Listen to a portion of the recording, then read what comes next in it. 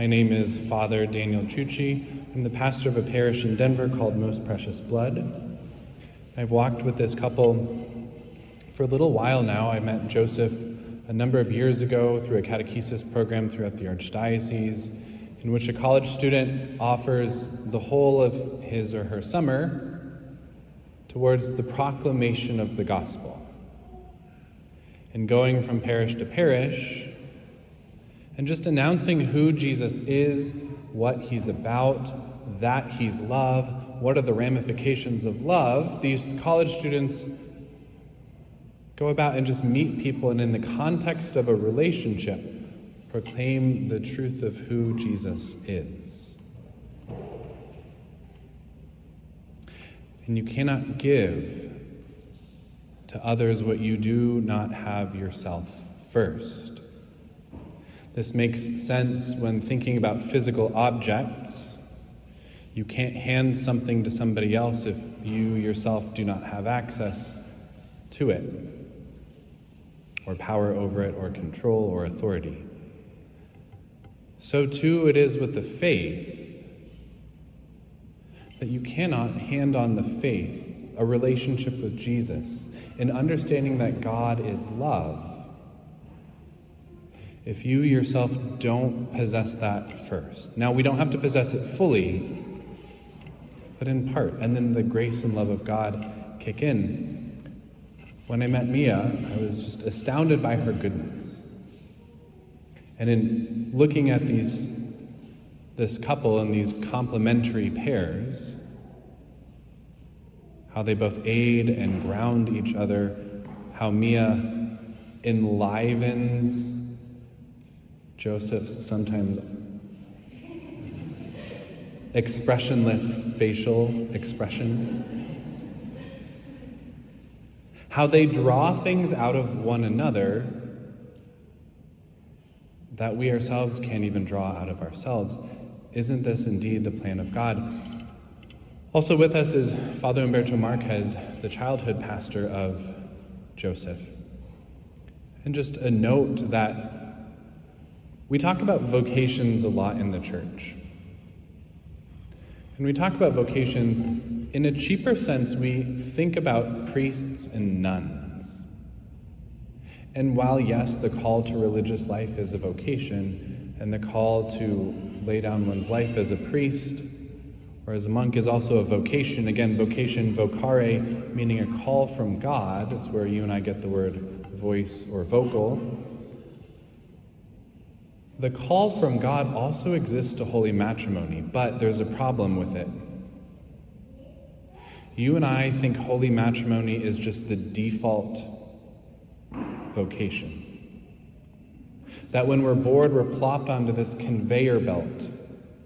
And unless you get off the conveyor belt and pursue something holier than marriage, you're just going to move through this conveyor belt of awkward middle school years, through tumultuous high school years, into weird college years, find somebody, and then get plopped into the bucket of marriage. And even in the Catholic Church, we have lost this understanding that marriage is its own vocation, its own unique call to sanctity. It's a privilege of the couple to be able to choose the readings for their own wedding mass. And in choosing these readings, there's a certain message that's being proclaimed by God through this particular couple to each of us. This opening line from Genesis here, it's not good for the man to be alone.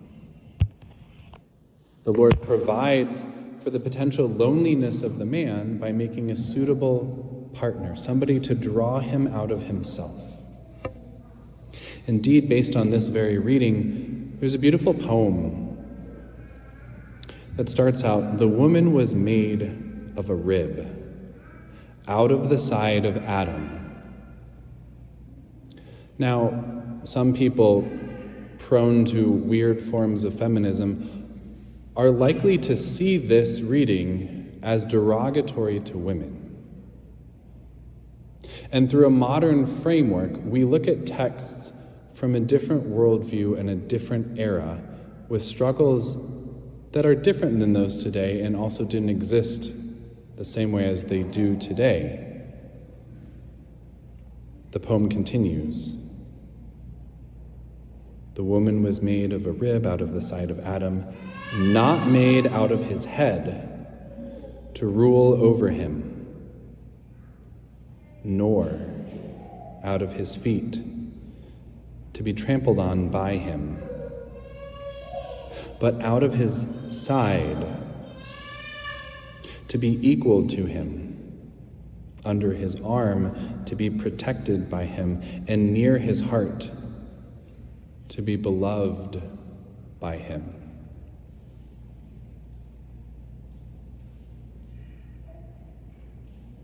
And that woman should be taken from the side of man, to enable the man to be called out of himself. If you also remember the book of Genesis, Adam has the command to guard, to keep, to till, to make fruitful the garden. It's a doing command. It isn't until Eve comes on the scene that they receive together a new commandment, to be fruitful and multiply. And before you just jump to the wedding night version of reproduction, there's something even more deep than that. Adam's command of doing is amplified and complemented by a command of being. That she draws him out of his tasks, out of his tinkering in the garage or the firehouse. That she draws him into a new mode of existence, a fruitful mode of existence, of spiritual fruitfulness first, and then, please God, a biological fruitfulness as well, by way of offspring, children. And yet you, Mia, are to draw Joseph out of himself, because it's not good when men are alone.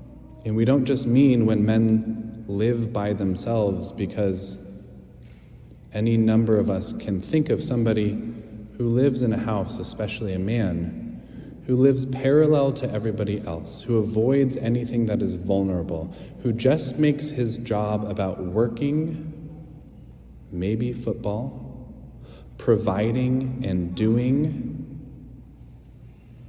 and the access to his heart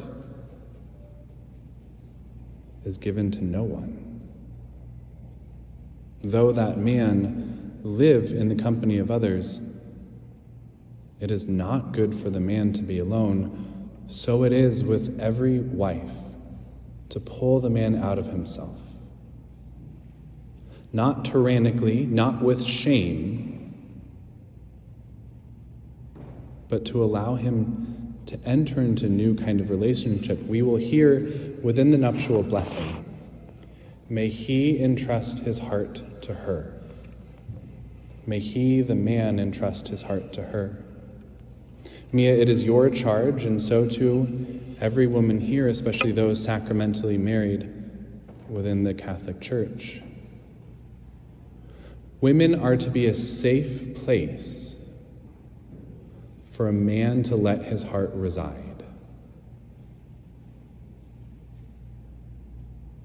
If the man has a greater call to lay down his life for his bride and for his family, yes, real biological living life should it come to it, but also in his daily death to self of service, of tending to the needs of his family. This death to self is amplified if his wife is a safe place for him to deal with shame and hurt and wounds and all the things we men pretend we don't have. If she is a safe place to sit with him in that. And then the safety of the two of them that the Lord inculcates together within your household. This is supposed to be then, in the plan of God, where new life comes out. I don't know if you realize this or not, or if you've ever watched the Discovery Channel. Giraffes or many other mammals when they're born, especially a giraffe is born and falls one story and hits the ground, and then within 20 minutes begins getting up and starts walking. The amount that is pre-programmed into the animals we see on the Discovery Channel right after they're born. And what can we infants do? Cry, suck, and poop. Not much else. And so the way that the Lord has knit it into the fabric of the being of a human being is that we have to learn everything. We have to not only learn to walk, we have to learn to even babble and then speak. Then we learn language. Then we learn what it means to tell the truth and to lie. It's the safety that you two have with each other first. My whole heart is on the line, given over for you, and you know everything about me, even the unsavory parts about me, and you love me and accept me, and we don't need to pretend that there's not a lack of struggle. Because struggle is also part of holy matrimony. But when you get married, the arguments between them, we remove the if we will stay together amid this thing, and it becomes a question of how will we stay together amid this thing, because we are secure in a foundation of love and a foundation of being given over to the other. New life that grows up within this sacrament of holy matrimony, the safety, the emotional safety, the loving safety, the physical safety that you provide your children, allow them to be able to explore the world and to know what it means to love and to be loved. And it means your house is an okay place to be a sinner. Your house is a safe place to be insufficient. Your house is a safe place to come up short. And your kids don't need to bend to peer pressure, to social media, to whatever social media will be on kids' contact lenses in 15 years if technology goes where it's set to. By your, Joseph, giving over of your heart to Mia, and Mia, your reception of Joseph, giving him a safe place to be. This supreme vocation of holiness, that you mimic the blessed life of the Trinity, and then young, impressionable Josephs and Mias come out of this marriage and this household. They become a gift to the world. And so you reflect the blessed life of the Trinity by way of love, self-gift, reception. This is indeed what allows Adam to look at Eve and say, "At last." He breathes with the sigh of satisfaction. Bone of my bone and flesh of my flesh. Here is somebody capable of seeing me, knowing me, loving me. The rest of these readings, the command to love, the command to not only call Jesus Lord, but to live it out, it follows. The last thought for you today is this.